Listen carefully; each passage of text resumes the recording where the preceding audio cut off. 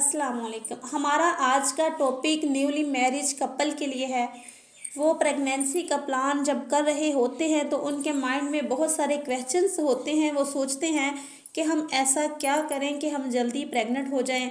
सबसे पहली बात, आपने इंटरकोर्स किन दिनों में करना है जिससे प्रेगनेंसी होने के चांसेस बढ़ जाए।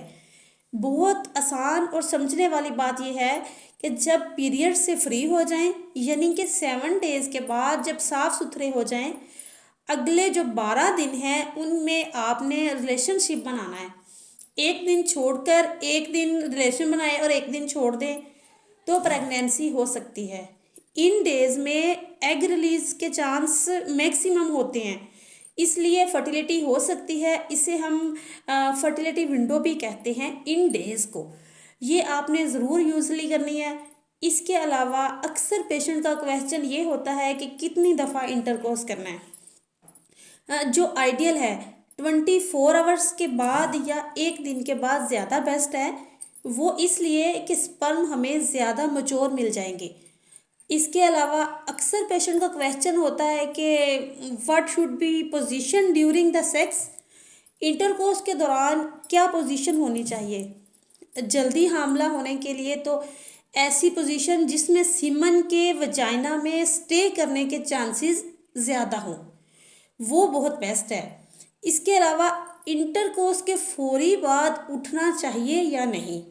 तो फ़ौरन उठना ये नहीं है कि जो फ़ौरन उठ के वॉशरूम चले जाते हैं उनको प्रेगनेंसी नहीं होती, ऐसा बिल्कुल भी नहीं है। प्रेगनेंसी उसके अंदर भी हो जाती है, लेकिन आइडियली हम आपको ये सलाह देते हैं कि 15 to 30 मिनट तक आप सेम पोजीशन के अंदर रहें, ताकि होता यह है कि जो सीमन होता है वो जेल की फॉर्म में होता है। वो जैसे ही आपकी वजाइना में डिपॉजिट होता है वो कोकुलेट होना शुरू हो जाता है। कुछ लोगों का कोकुलेशन टाइम 15 मिनट, कुछ का 30 मिनट। इसके बाद स्पर्म वहाँ से निकलकर यूट्रस की तरफ चल पड़ते हैं, असेंट हो जाते हैं। इसलिए 30 मिनट के बाद आप वॉश कर सकते हैं, मतलब अपनी पोजीशन चेंज कर सकते हैं। इसके अलावा एक और सवाल बहुत कॉमन है, क्या मेल और फीमेल दोनों का डिस्चार्ज होना ज़रूरी होता है फॉर प्रेगनेंसी। देखिए, इस चीज़ पर डिपेंड नहीं होता, बस सीमन चाहिए होती हो थोड़े से। ये है कि सीमन फॉर द प्रेगनेंसी, इसलिए अगर फीमेल नहीं भी डिस्चार्ज हो रही तो भी किसी वजह के तहत तो भी प्रेग्नेंट हो सकते हैं।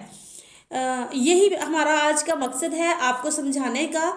और आज के सेशन और आज की वीडियो आपको कैसी लगी है, आपका कॉन्सेप्ट क्लियर हुआ है या नहीं जल्दी हमला होने के लेकर, तो ये आपने अपनी राय कमेंट सेक्शन में ज़रूर देनी है, ताकि मुझे पता चले कि मेरी वीडियो बनाने का मकसद रायगा तो नहीं गया। और अपना इजहार कीजिएगा। इसके अलावा मज़ीद ऐसी वीडियोज़ देखने के लिए मेरे चैनल को सब्सक्राइब करना मत भूलिए। Thank you very much.